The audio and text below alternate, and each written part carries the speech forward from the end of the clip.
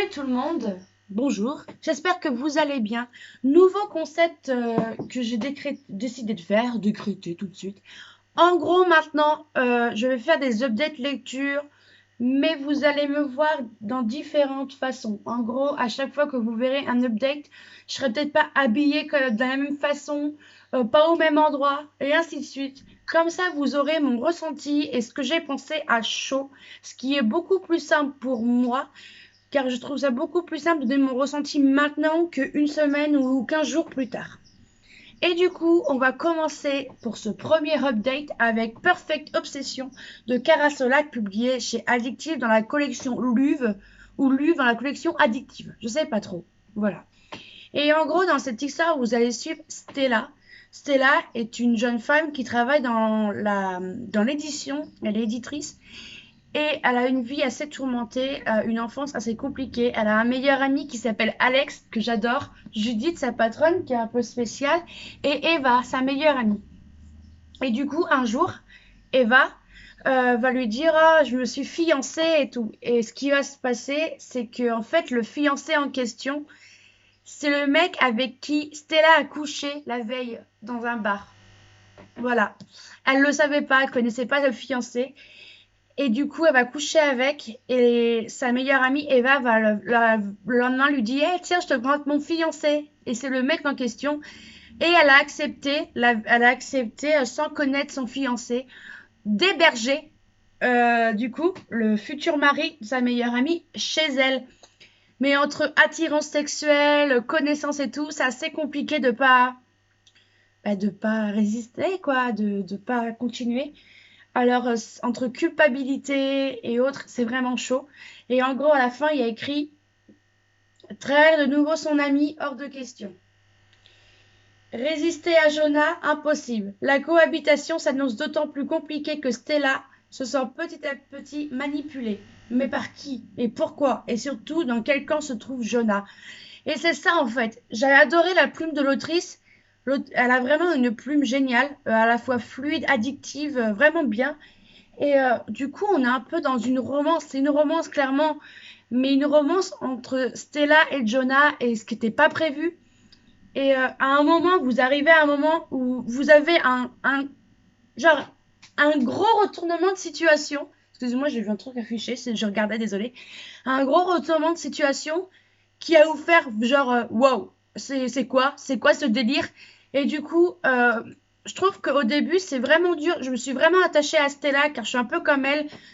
Quand quelque chose me fait peur et autres, je fuis. C'est mon tempérament. Moi aussi, je suis comme ça. Donc, je me suis vraiment attachée à Stella.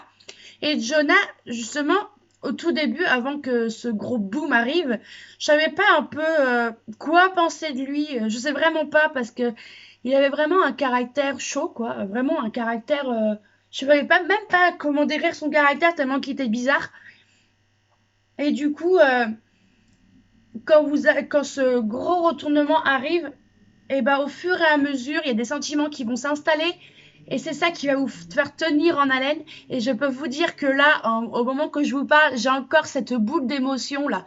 Parce que arrivé genre aux 100 dernières pages, j'étais en mode oh non, pourquoi? Mais non, pourquoi? Et du coup, la manipulation, quand vous l'apprenez, vous dites wow, what the fuck?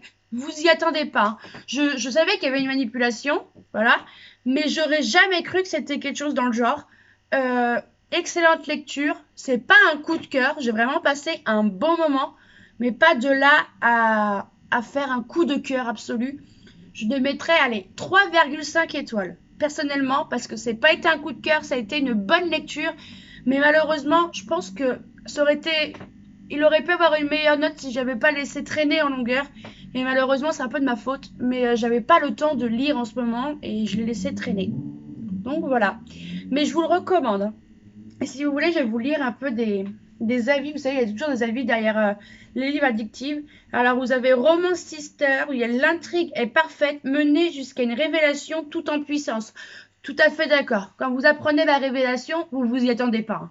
Vous êtes en mode oh voilà. L'histoire a tout pour captiver les lectrices du début à la fin. vrai, même si je trouve que le début est un peu compliqué pour Jonah, plus facile pour Stella. Et une pure romance pleine de sentiments forts et empreinte d'un suspense bien tenu. Et ça, je suis d'accord. Il y a vraiment un suspense. Vous apprenez qu'il y a une manipulation, parce que voilà, mais vous savez pas qui c'est. Le Jonah, vous savez pas de quel côté il est jusqu'à un certain moment, vous savez pas qui. Le manipulateur, vous savez pas qui c'est jusqu'à la fin. Et c'est vraiment une intrigue de dingue. Franchement, je suis vraiment contente de l'avoir emprunté à la bibliothèque, parce que oui, il vient de la bibliothèque. Je suis vraiment très très contente et je pense que je vais voir si je peux pas trouver d'autres romans de Kara Solak, car honnêtement, j'ai vraiment beaucoup, beaucoup, beaucoup aimé sa plume. Donc voilà, on se retrouve dans le futur. Au revoir. On se retrouve mardi, parce que la première que vous verrez c'est lundi, donc on se retrouve mardi, j'avais commencé hier soir, et du coup, je viens de terminer cet excellent roman graphique, franchement jamais lu un truc aussi génial, et il s'agit de Tant pis pour l'amour ou Comment j'ai survécu à un manipulateur de Sophie Lambda, publié chez Une case en moins. Honnêtement, pépite, coup de cœur absolu pour ça, franchement pour cette œuvre. En gros, nous allons suivre l'histoire de Sophie Lambda, justement, de l'autrice, qui a vécu avec un manipulateur narcissique et surtout comment elle a pu survivre à ça. Une pépite absolue, des dessins incroyablement géniaux. Attendez, faut que j'enlève ça. Hop. Des dessins absolument géniaux où en gros vous allez pas voir, ça va être un peu embêtant. Vous allez voir le début où tout est beau, tout est rose. Voilà, là tout est beau, tout est rose. Et puis à un moment, vous n'allez pas comprendre ce qui va se passer. Il va commencer à la manipuler, clairement. Il va péter un plomb. Elle, vous voyez, elle commence à être détruite. Voilà, au moment où lui pète des plombs. Et vous allez suivre tout ça tout le long jusqu'à sa reconstruction à la fin. Et en fait, j'ai beaucoup aimé cette BD. Car franchement, on est plongé dans son histoire, mais avec une petite pointe d'humour, avec son petit ourson chocolat. Ce petit ours, là, regardez, pile poil, ce petit ours. Donc ce petit ours qui s'appelle Chocolat, qui est en fait son subconscient, qui va lui sortir des petites phrases vraiment pépites que j'ai vraiment adoré. C'est un peu un style d'humour qui va alléger vraiment l'histoire, parce que c'est pas quelque chose d'heureux, hein, vivre avec ça, je pense. J'ai même vécu, mais en la lisant, j'ai un peu ressenti. Et l'effet qu'a ce petit ours chocolat qui sort des petites pépites, des petites phrases trop drôles, ça allège l'histoire et ça fait vraiment du bien. Ça nous plombe pas le moral d'un coup et c'est excellent. En gros, pour ceux qui ne savent pas, un manipulateur, c'est quelqu'un en fait qui n'a aucune pitié pour vous, qui pense qu'à lui. Son ego passe en premier et c'est vraiment dingue que ça existe d'ailleurs. Et c'est ce qu'elle a vécu. Elle est tombée sur Marcus. Alors c'est pas le vrai nom du gars qu'elle a connu. Marcus, acteur, elle va le rencontrer. Au début, l'amour est beau. Il lui fait des compliments, genre t'es beau, t'es belle, que t'es belle, t'es parfaite, tes dessins sont géniaux. D'ailleurs, j'adore ce dessin. À Sophie Lambda, j'adore vraiment. Que des choses dans le genre. Et d'un coup, je sais pas, par exemple, elle va dire une phrase qu'il va pas aimer et il va lui dire une chose vraiment blessante qui va la faire tomber 10 pieds sous terre. Et c'est vraiment waouh, quoi. C'est waouh. Et en fait, on comprend pas. Et au début, attends, je vais essayer de vous la trouver parce que c'est ça que j'ai vraiment aimé. Ici, à peu près, vous avez un compteur d'ego. En gros, je vais la trouver. Non, c'est pas là. Là, ça commence. Donc, c'est avant. Hop, je vais vous trouver ça. Là, regardez. Vous avez un petit baromètre. Oh, vous avez un petit baromètre d'ego. En gros, c'est écrit, ouais, baromètre d'ego. Où en gros, il va attendre que ce baromètre soit plein pour la briser net direct.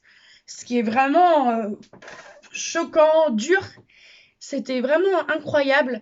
Et du coup, c'est que comme ça. En fait, il joue au yo-yo avec elle. Il n'y a que lui qui compte. Et au bout d'un moment, elle en a marre. Elle s'en va. Et là commence en gros une descente aux enfers. Car clairement, elle doit Elle doit survivre, elle doit revivre. C'est une rupture pour elle. C'est comme une rupture parce qu'elle l'aimait malgré le comportement de ce monsieur. Elle l'aimait, ou de cette sombre merde, comme l'appelle Chocolat. Elle l'aimait, voilà, elle voyait faire sa vie avec lui.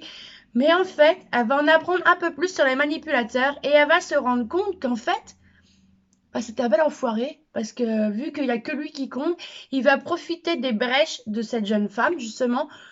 Genre, par exemple, elle a un problème, je sais pas, de l'abandon. Donc, en fait, il va tout faire pour la faire sentir en sécurité. Et à un moment où elle est à fond, il va la briser net. Et ce que j'ai aimé, c'est que vers la fin, à peu près vers, je sais plus combien de pages, attendez. Ouais, vers la fin, non, pas là. Je dirais à partir de, voilà. Vous avez par exemple les 30 critères du manipulateur, genre il culpabilise, il fait croire les principes moraux, il met en doute, il critique, il dévalorise, il juge, il est jaloux, il a toujours le rôle de victime. Vous en apprenez énormément.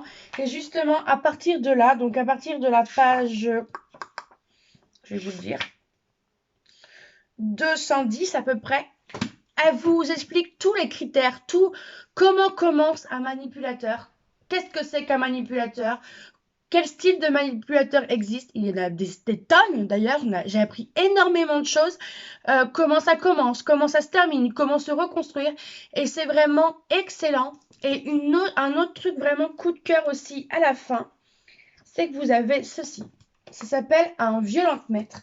Ou en gros, en vert, le premier, c'est respecter tes décisions et tes goûts. Et vraiment, en gros, pardon, on va recommencer. Vous avez trois parties.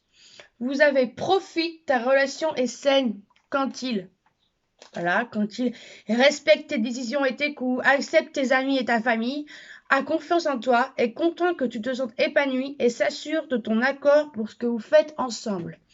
Après, violence. On dit stop. Là, c'est la partie jaune-orange où vous avez t'ignores des jours quand il est en colère, te fait du chantage si tu refuses de faire quelque chose, rabaisse tes opinions et tes projets, se moque de toi en public, te manipule, est jaloux en permanence, contrôle tes sorties, habits et maquillage. J'ai appris et je connais des gens qui ont vécu avec des mecs pareils.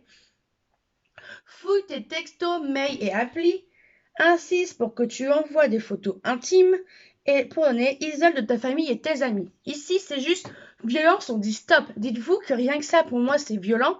Et il y a pire que ça, car en rouge, vous avez protège-toi, demande de l'aide, tu es en danger quand il te traite de folle quand tu lui fais des reproches, pète des plombs lorsque quelque chose lui déplaît, te pousse, te tire, te gifle, te secoue, te frappe, menace de te suicider à cause de toi, ok, te touche les parties intimes sans ton consentement, menace de diffuser des photos intimes de toi, t'oblige à regarder des films porno et t'oblige à avoir des relations sexuelles. Vous imaginez? Et ça existe vraiment. Et par exemple, tout à l'heure, je vous ai montré la liste des... La liste... Là. Je vous ai montré la liste des... Les 30 critères du manipulateur. Et là, en bas, vous avez le nounours qui vous dit « Au-delà de 14 critères cochés, vous êtes sûrement affaire à un manipulateur ou manipulatrice. » Pour Marcus, on en a coché 31. Vous imaginez 27, pardon. Oui, 31. Ouais, il y en a une en plus chez moi. Vous voyez, donc c'est quand même assez grave. Et du coup, on retourne à la fin du roman. Oui, c'est un roman. Et ce que j'ai beaucoup aimé, c'est qu'à la fin, je vais mettre de côté, vous ne verrez pas, mais est-ce que c'est grave? On s'en fout. Vous avez un peu victime de violence, prenez contact. Vous avez des numéros pour pouvoir prendre contact. Là, j'ai l'impression que c'est plus sur Paris. J'ai pas tellement lu, mais je vois plus de numéros sur Paris. Mais en gros, vous pouvez appeler si vous êtes victime de harcèlement, de violence, même pour les enfants. Et c'est vraiment excellent de faire ça dans les BD importantes comme celle-ci. Franchement, ouais, c'est un coup de cœur. Franchement, ouais, j'aurais pas cru. Au début, j'avais un peu peur parce que c'est quand même un sujet important. C'est un sujet, malheureusement, du quotidien où beaucoup de femmes vivent ça. Mais j'avais tellement peur que ça soit trop lourd comme sujet, que le moral me plombe. Mais en fait, Pas du tout. J'ai vraiment aimé. J'ai même ri. Malheureusement, j'ai ri, mais c'est les petites phrases du petit nounourson, justement, chocolat, qui permet de casser l'ambiance vraiment dure de l'histoire. Mais honnêtement, lisez-le. Même si, enfin, que vous soyez victime ou que vous avez été victime ou pas victime du tout de ce genre de personnage, lisez-le, car honnêtement, vous allez en apprendre des tonnes, des tonnes, des tonnes. Vraiment des tonnes. J'ai adoré cette histoire.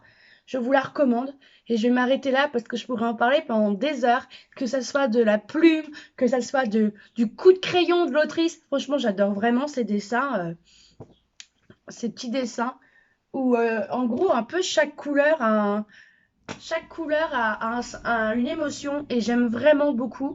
Euh, Pépite, pépite, pépite, pépite. On se retrouve plus tard pour peut-être une nouvelle lecture. Bye. Hey, salut, je vous retrouve avec une voix cassée. Aujourd'hui, on est lundi, non, on est mardi euh, 15.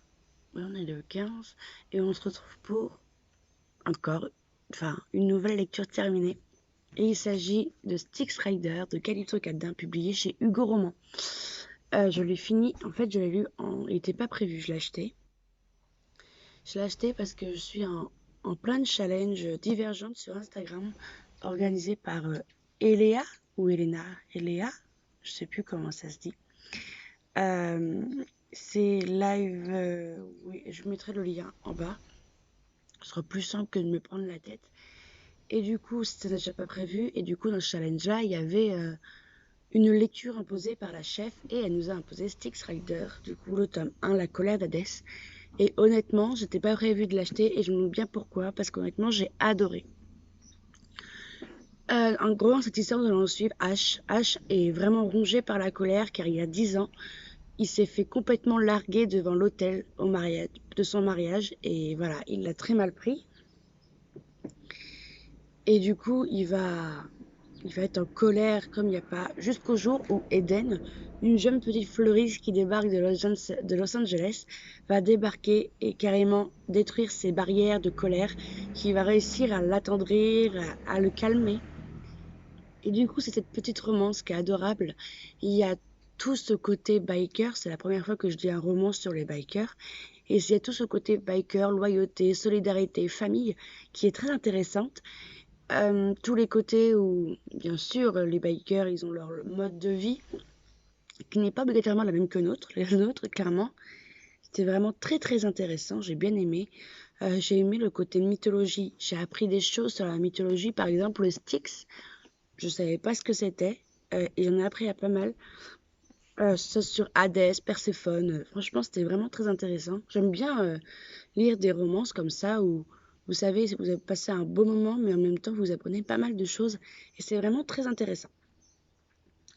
Donc, Ash, honnêtement, c'est mon petit bébé, c'est mon petit coup de foudre. J'ai adoré ce personnage.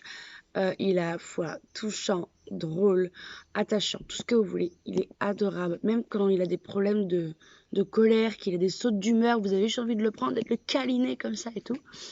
Eden, elle est haute en couleur, elle est toute mignonne et tout, parce que derrière sa passion pour les fleurs se cache sa passion pour les motos, car tout simplement, attendez, non, je sais pas où spoiler, mais au fur et à mesure, on en découvre sur Eden, moins sur Ash, parce que je trouve que c'est plus lui le personnage principal entre les deux. Dès le début, on en apprend plus sur Ash que sur Eden, mais Eden aussi, elle est adorable, j'adore. Et le tome 2, j'ai hâte de le lire car on va suivre un autre personnage qui est important. Pas dès le début, hein, il arrive vers, je dirais, le quart. Ouais, le quart. Et du coup, il est important et j'ai hâte d'avoir d'apprendre plus sur ce personnage car vraiment j'adore. Et du coup, voilà quoi. Je sais pas trop quoi vous dire à part que j'ai adoré cette lecture, que ouais, je l'ai adoré, que j'adorais tout ce mélange romance, biker, mythologie et que je pense que le mois prochain, je vais m'acheter le tome 2. Donc voilà, je trouve pas que c'est à suivre. Comment dire? Oui et non. D'un côté, c'est à suivre, oui, parce que le personnage qu'on va suivre dans le 2, vous le découvrez pas dès le début dans ce tome 1. Vous le découvrez, comme je vous ai dit, au quart. Mais après, c'est pas la même histoire. Là, on a vraiment suivi Ash et Eden. Dans l'autre, on va suivre quelqu'un d'autre. Attends, j'ai un souci. Non, c'est bon. Voilà. Franchement, j'ai adoré. Et au moment où je vous tourne cette vidéo, on a eu un souci avec mon conjoint. On a un petit souci, mais j'en parlerai pas car on veut pas en parler spécialement. Et du coup, pour le moment, on ne vit plus chez nous. Donc, s'il y a des changements de décor tout le temps, c'est normal. C'est agaçant, mais c'est normal. Voilà. Je vous retrouve peut-être pour d'autres lectures prochainement. On est toujours mardi 15 et là, je vous retrouve dans la chambre de mon petit frère qui nous sert de chambre pour nous en ce moment. Car j'ai terminé ce roman graphique qui s'appelle Le Patient de Timothée Le Boucher, publié chez Glénat. Waouh! Waouh, waouh, waouh! C'est pas un coup de cœur, hein, littéralement, c'est pas du tout un coup de cœur, mais comment vous dire que psychologiquement j'ai été waouh! En gros, dans cette histoire, nous allons suivre l'histoire de Pierre. En fait, quand il avait 15 ans, toute sa famille a été retrouvée morte, sauf lui et sa sœur. Vraiment. Et du coup, vu que sa sœur a été retrouvée errante sur la route, pleine de sang, bah tout le monde l'a accusé elle, parce que lui, il était retrouvé avec une coupure au niveau du nez et des coups de couteau, donc tout le monde s'est dit non, ça peut pas être lui, alors que la sœur s'est retrouvée sans rien. Voilà. Et du coup, nous allons suivre cette histoire-là du meurtre des Corneilles, ça s'appelle ça, c'est massacre de la rue des Corneilles. Nous allons suivre ceci et comment vous dire que ça a été waouh, je ne la lisais pas avant d'aller me coucher parce que je l'ai trouvé vraiment dur. En gros, et on va suivre cette psy qui va venir aider justement le Pierre à reconstruire ses idées, en fait, à repenser à ce qui s'est passé pour que l'enquête suive parce que du coup, elle sait que c'est pas la sœur la meurtrière. Il y a écrit petit à petit une véritable complicité s'installe entre eux. Anna n'imagine pas à quel point ce patient va changer sa vie et vous. Mais d'un côté, je m'attendais à cette péripétie, je m'attendais à ça. Mais de l'autre côté, je m'attendais pas à l'état psychologique de la personne. Vous voyez? Waouh! Psychologiquement, je l'ai trouvé juste dingue. Euh, Ça m'a touchée à un certain point. Je me suis dit, wow, l'auteur est doué. Le dessinateur aussi, il faut que je vous montre des planches. Là, par exemple, là, c'est.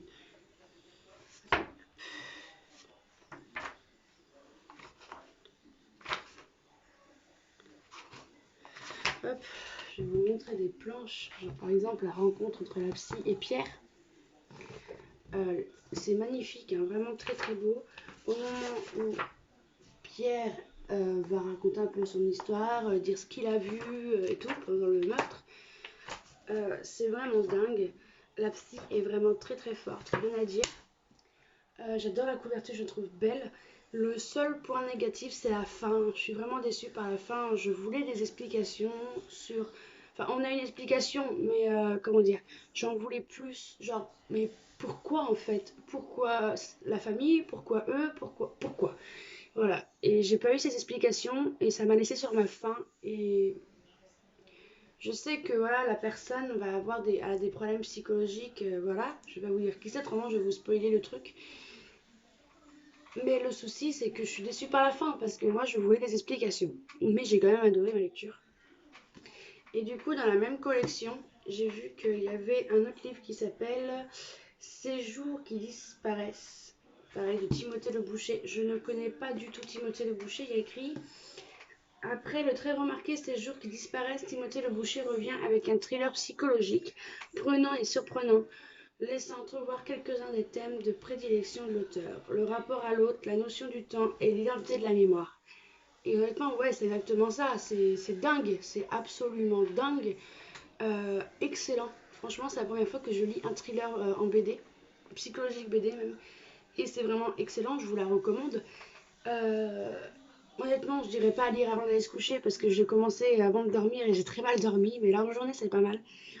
Mais ouais, vraiment une petite pépite que je vous recommande. Et ouais, je sais pas trop quoi vous dire de plus sans vous spoiler en fait. Ça, le problème des graphiques, c'est que vous pouvez être spoilé et c'est un peu bête. Donc voilà, et je vous la recommande. Et je pense que je vais voir parce que je vais emprunter à une de mes bibliothèques. Et je crois que je vais voir s'ils n'ont pas l'autre. J'ai tellement aimé celui-là que je pense que je vais lire l'autre. Voilà.